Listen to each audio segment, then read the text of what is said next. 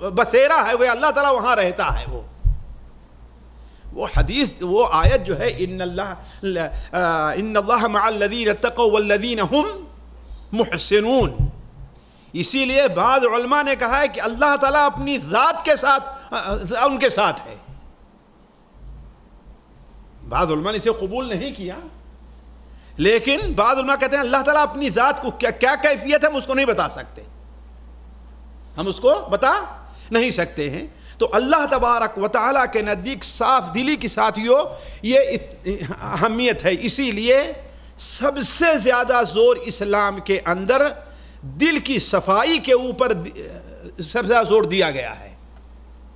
دل کی صفائی پر سب سے زیادہ زور دیا گیا ہے۔ اللہ کے رسول صلی اللہ علیہ وسلم کی حدیث ہے کہ ان فی القلب ان فی الجسد لمضغہ اذا صلحت صلح الجسد کلہ واذا فسدت فسد الجسد کلہ۔ اسی لیے نبی کریم صلی اللہ علیہ وسلم کو اللہ تعالیٰ نے جو آپ کی طرف وحی کی ہے، ان وحیوں میں ایک وحی یہ بھی ہے کہ آپ اپنے دل کو صاف کیجئے۔ وَثِيَابَكَ فَطَاهِرْ۔ امام ابن تیمیہ کہتے ہیں، جمہور محدثین کہتے ہیں یہاں ثیاب سے مراد کیا ہے؟ دل ہے۔ اور خود نبی کریم صلی اللہ علیہ وسلم کے جو بعثت کا مقصد ہے اس دنیا میں، ایک مقصد کیا ہے؟ دل کی اصلاح اور دل کی صفائی، دل کا تزکیہ ہے۔ اس لیے دیکھیں قرآن مجید میں جہاں کہیں آپ کی بعثت کا مقصد بیان کیا گیا ہے، ان میں یہ مقصد یہ بھی ہے۔ هو الذی بعث فی الامین رسولا منہم یتلو علیہم آیاتہ ویزکیہم۔ تعلیم سے پہلے ذکر ہے کس کا؟ تزکیہ کا۔ تعلیم سے پہلے اس کا ذکر ہے، تزکیہ کا ذکر ہے کہ انسان اپنے دل کو صاف کرے۔ ایک بات یہاں پر واضح کر دوں، دیکھیے انسانوں کے جو دل ہیں وہ تین قسم کے ہیں۔ انسانوں کے دل تین قسم کے ہوتے ہیں، ایک زندہ دل ہے، ایک مردہ دل ہے، اور ایک درمیان میں ایک اور ہے، ایک زندہ ہے، ایک مردہ ہے، اور ایک کون؟ بیمار ہے بھائی، کمال ہے خراب دل۔ ایک زندہ ہے اور ایک مردہ ہے، اور ایک کیا ہے؟ بیمار ہے۔ اچھا تو انسان کے جو دل ہیں وہ تین قسم کے ہیں، زندہ دل، مردہ دل اور بیمار دل۔ زندہ دل وہ اللہ تعالیٰ کے خالص مومنین نیک بندوں کا ہے۔ مردہ دل یہ منافقین اور کفار کا ہے، اور بیمار دل یہ ہم جیسے عام طور پر مسلمانوں کا ہے۔ اللہ تعالیٰ اس کی اصلاح فرمائے۔ اور قرآن مجید میں ان تینوں دلوں کا ذکر، بلکہ ایک جگہ قرآن مجید میں یہ تینوں دل ایک ساتھ بیان ہوئے ہیں۔ قرآن مجید میں شاید ایک جگہ ہے، دو آیتوں میں لگاتار یہ تینوں قسم دلوں کی ایک جگہ بیان ہوئی، کوئی بتا سکتا ہے؟ ایک جگہ ہے، فَأَحْيَيْنَاهُ وَجَعَلْنَا نُورًا۔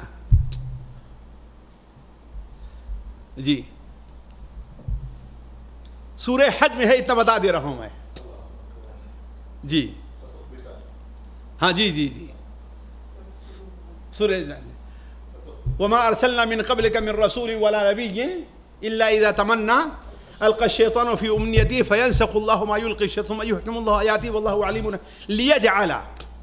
لِيَجْعَلَ مَا يُلْقِي الشَّيْطَانُ فِتْنَةً لِلَّذِينَ فِي قُلُوبِهِم مَرَضٌ وَالْقَاسِيَةِ قُلُوبُهُمْ وَإِنَّ الظَّالِمِينَ فِي شِقَاقٍ بَعِيدٍ وَلِيَعْلَمَ الَّذِينَ أُوتُوا الْعِلْمَ أَنَّهُ الْحَقُّ مِن رَّبِّهِمْ فَيُؤْمِنُوا بِهِ فَتُخْبِتَ لَهُ قُلُوبُهُمْ۔ ان دو آیتوں میں ان تینوں دنوں کا ذکر ہے۔ پہلا دل جس میں مرض ہے، اب یہ مرض مختلف قسم کا ہوتا ہے، اور ساتھیوں اس پر توجہ دینے کی ضرورت ہے۔ میں تو مکمل طور پر کامیاب نہیں ہوا اس کو تلاش کرنے میں، لیکن مشائخ ہیں شاید ڈھونڈ لیں۔ قرآن مجید میں ایک عالم نے ذکر کیا تھا، شیخ سعدی رحمہ اللہ نے، کہ قرآن مجید میں دل کی 27 بیماریوں کا ذکر ہے۔ ہم لوگ دل کی اصلاح کے بارے میں کس قدر غافل ہیں ذرا سوچیں. 10 گنا سکتے ہیں آپ؟ 10 بیماری دل کی جی ذرا سوچیں. 27 بیماریوں کا ذکر ہے اور یہ مبالغہ نہیں ہے ساتھیوں. میں ایک بار تلاش کرنے لگا تو تقریباً جو ہے 29 کے قریب مجھے جو ہے ملے ہیں میرے پاس. وہ 29 جی 27 سے زیادہ. انہوں نے 27 سے زیادہ کہا ہے دلوں کا, 27 سے زیادہ کہا ہے, 29 کا, اور شاید 30 پہنچ گئے ہوں تو کوئی بعید نہیں ہے. اور وہ الگ سے لکھا اور اس سے متعلقہ جو آیات ہیں وہ نوٹ کیا. اس کے اوپر کام کرنے کی ضرورت ہے, اصلاح کے لیے ضروری ہے. دلوں کا مرض, یہ بیماری جو ہے کبھی شہوات کی شکل میں ہوتی ہے, کبھی شبہات کی شکل میں. یہ دونوں بڑے عام مرض ہیں دلوں کے, اور اسی ساری بیماریاں نکلتی ہیں. شبہات کی بیماری اور شہوات کی بیماری فرق ہے. شبہات میں اور شہوات میں. شہوات یعنی انسان کی خواہش, اب مال کی شہوت ہے, جاہ کی شہوت ہے, کوئی بھی شہوت ہے. اور شبہات یعنی انسان کا دل جو ہے اللہ تبارک و تعالی کے فرمان کے اوپر اسے یقین نہیں ہونا چاہیے. اس میں شبہ, اللہ تعالیٰ کے سے متعلق جو احکام ہیں, اللہ کے فیصلے ہیں, اللہ کے فرمان ہیں, جو کچھ بھی ہے اس کے بارے میں وہ شبہات کے شکار ہیں. اور منافقین کی یہ جو سب سے بڑی بیماری یہی تھی کہ وہ شبہات اور شہوات کے اندر مبتلا تھے. تو یہ بیمار دل ہے. والقاسیۃ قلوبہم, یہ دل کیا ہے؟ مردہ ہے, یعنی اس میں خیر اور شر کی اب کوئی امید نہیں رہی. لیکن یہ ہے کہ اللہ تبارک و تعالیٰ اگر چاہے تو جس طریقے سے مردہ زمین کو زندہ کر دیتا ہے, ویسے مردہ دل کو بھی اللہ تعالیٰ زندہ کر دیتا ہے.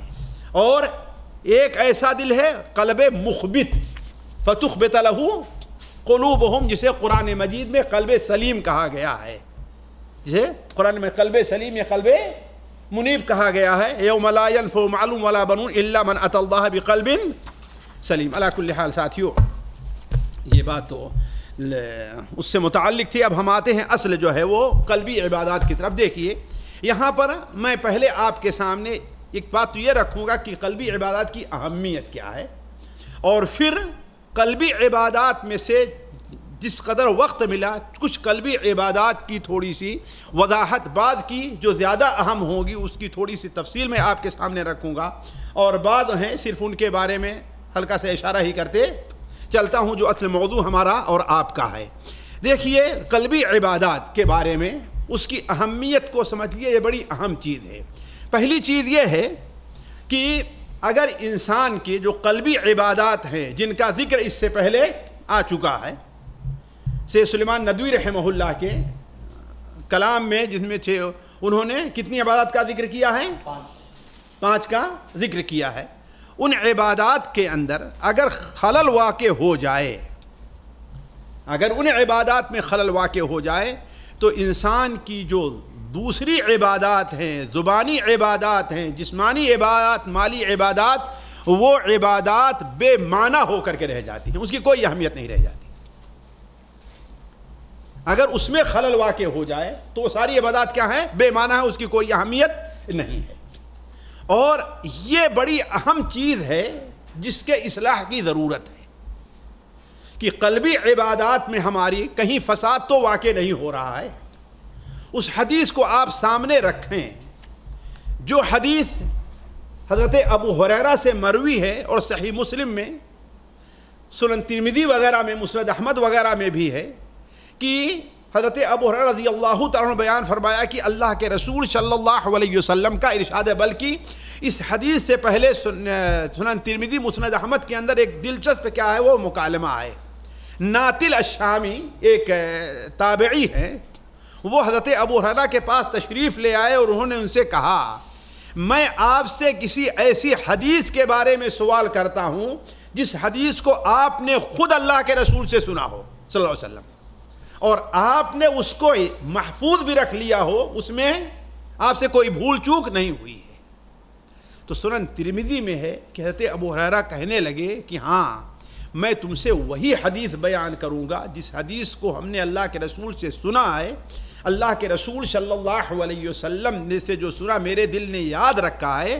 کہا اتنا کہنا تھا کہ ان کے اوپر بے ہوشی طاری ہو گئی۔ اس حدیث کی عظمت کے پیش نظر جو کچھ آگے بیان ہو رہا ہے، اس ڈر سے کہیں ہم تو اس میں شریک نہیں ہیں، ہم تو اس میں شریک نہیں ہو جائیں۔ کہا کہ دوبارہ ان کو جب ہوش آیا پھر انہوں نے کہا کہ میں تم سے وہی حدیث بیان کروں گا جو ہم نے اللہ کے رسول سنا ہے اور میرے دل نے اسے محفوظ رکھا ہے۔ اور پھر ان کے اوپر غشی ایسی طاری ہو گئی خوف سے۔ ایسے 3 بار ہوا۔ تینوں بار سہارا دینے کے بعد وہ کہتے ہیں کہ ہم نے اللہ کے رسول صلی اللہ علیہ وسلم نے سنا کہ قیامت کے دن جب اللہ تبارک و تعالی فیصلے کے لیے تشریف لائے گا تو سب سے پہلے اللہ تبارک و تعالی اس شخص کو آواز دے گا جو اللہ تعالیٰ کے راستے میں شہید ہوا ہوگا، اور اس سے پوچھے گا کہ اے اللہ کے بندے، ہم نے تمہیں یہ نعمتیں دی تھیں، ہم نے تمہیں صحت دی تھی، ہم نے تمہیں بہادری دی تھی، ہم نے تمہیں دشمن سے لڑنے کا فن دیا تھا، آخر اس نعمت کی تم نے کہاں تک قدر کی ہے؟ تو وہ کہے گا اے اللہ تبارک و تعالی، ہم نے تیرے راستے میں قتال کیا یہاں تک کہ میں شہید ہو گیا۔ اللہ تعالیٰ فرمائے گا کذبت، تو جھوٹ بول رہا ہے۔ اور صحیح مسلم میں نہیں دوسری روایات میں ہے کہ فرشتے ندا دینے والے بھی کہیں گے کہ تو جھوٹ بول رہا ہے، تو صرف اس لیے قتال کیا تھا تاکہ تجھے یہ کہا جائے کہ تو بہت بہادر ہے۔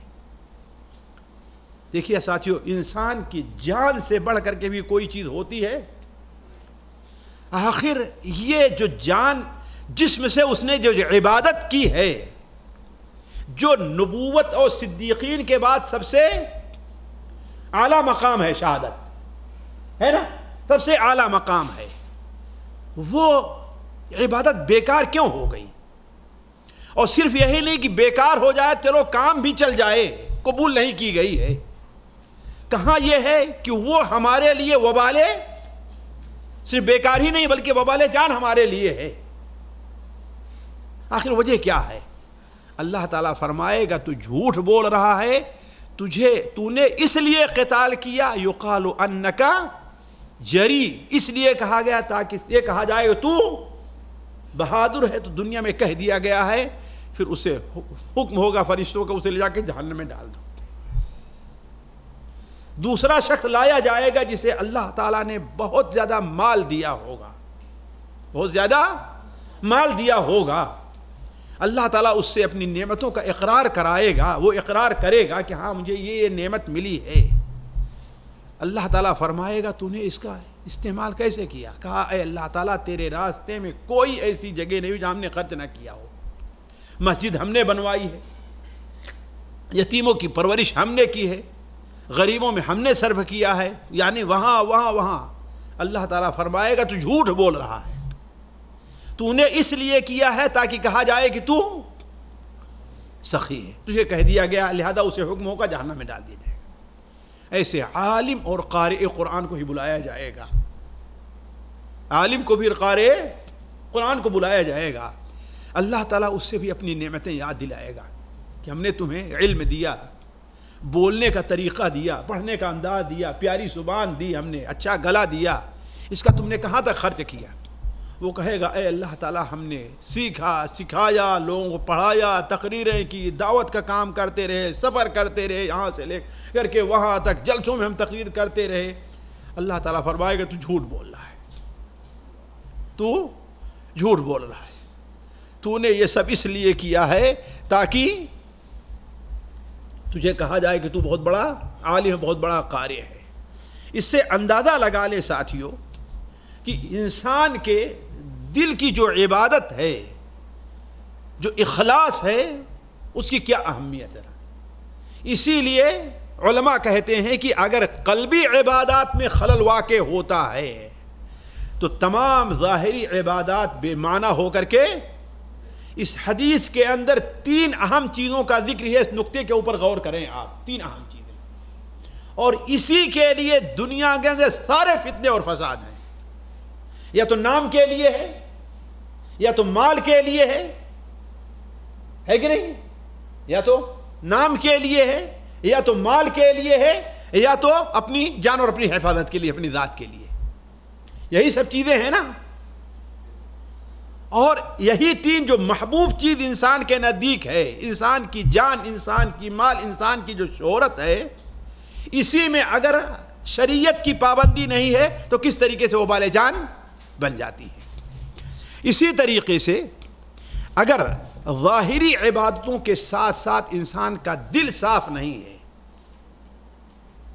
ظاہری عبادتوں کے ساتھ ساتھ انسان کا دل صاف نہیں ہے تو وہ عبادتیں بھی بیکار ہو جاتی ہیں. اگرچہ وہ عبادتیں دیکھیں گے، اگرچہ وہ عبادتیں اخلاص کے ساتھ ہی کی جائیں، لیکن اگر دل میں صفائی نہیں ہے، یعنی کبر سے ہمارا دل صاف نہیں ہے، بیماری لگی ہوئی ہے ہم کو. جس طریقے سے ایک انسان جب بیمار ہو اور کمزور ہو، وہ اگر کسی کی مدد کرنے کے لیے جائے تو کیا مدد کرے گا؟ ذرا سوچیں آپ. کمزور پڑ جائے گا نہیں پڑ جائے گا؟ اس کا رہنا نہ رہنا کیا ہے؟ بیکار ہوگا نا.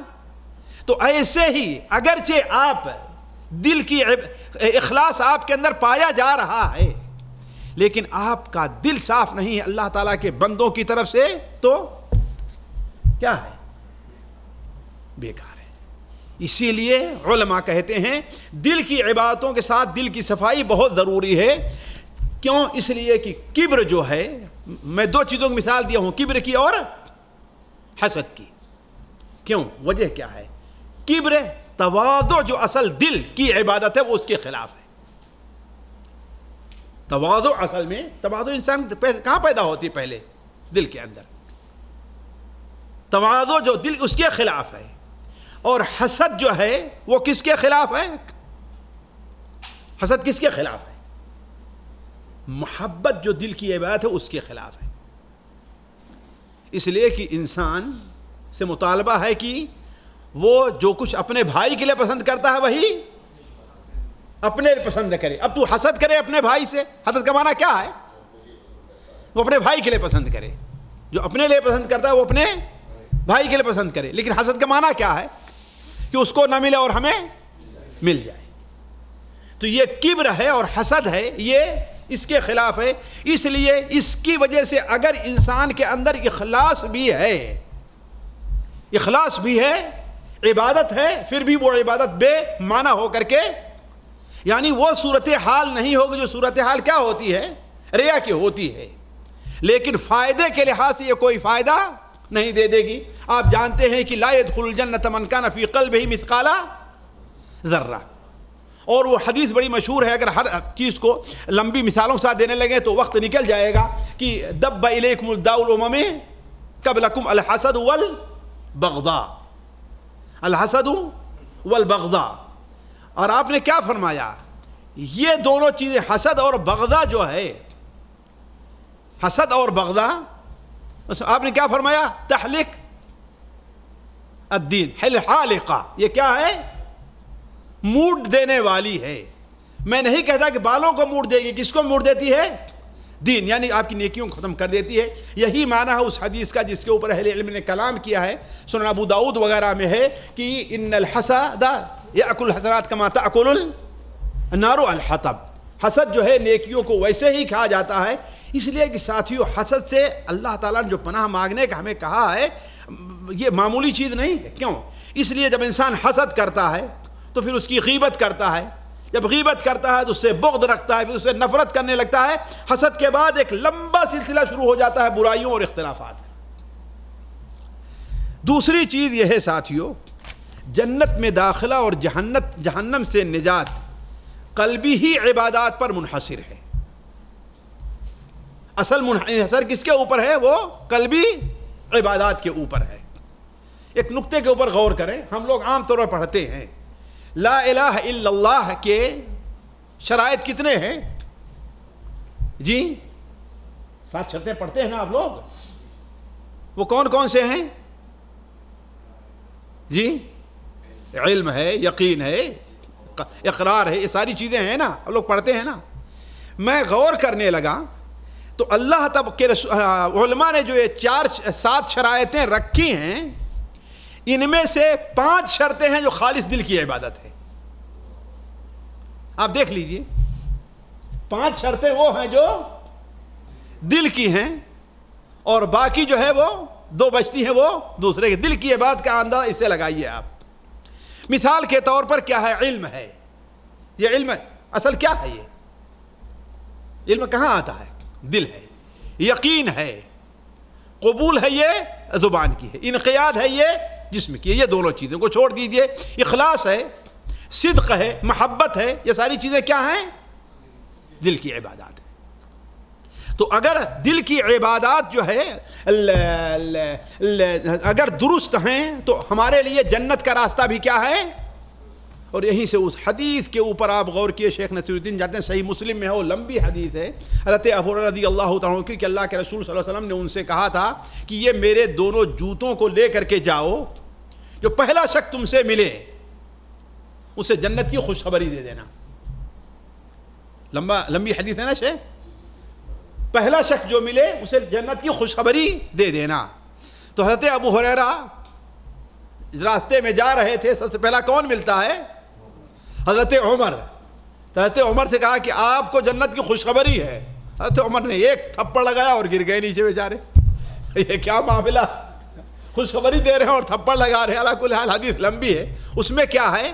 آپ صلی اللہ علیہ وسلم فرمایا تھا کہ میرے ان دونوں جوتوں کو لے کر کے جاؤ، یہ علامت کے طور پر ہے، جو پہلا شخص ملے اور اخلاص کے ساتھ اگر لا الہ الا اللہ پڑھ رہا تو اس کو جنت کی خوشخبری دے دو. یہ چیز ہے اصل میں. کیا چیز ہے وہ؟ اخلاص ہے. تو کہنے کا مطلب یہ ہے ساتھیوں، یہ چیز ہمیں ذہن میں رکھنی چاہیے کہ جنت میں داخلے اور جہنم سے نجات کے لیے صرف بہت اہم چیز کیا ہے وہ. اسی طریقے سے تیسری چیز، قلبی عبادات ظاہری عبادات کا بدل بنتی ہیں، لیکن ظاہری عبادات قلبی عبادات کا بدل نہیں بنتی کبھی. قلبی جو عبادات ہیں وہ ظاہری عبادات کا بدل بن جاتی ہیں، لیکن ظاہری عبادات قلبی عبادات کا بدل نہیں بنتی ہیں.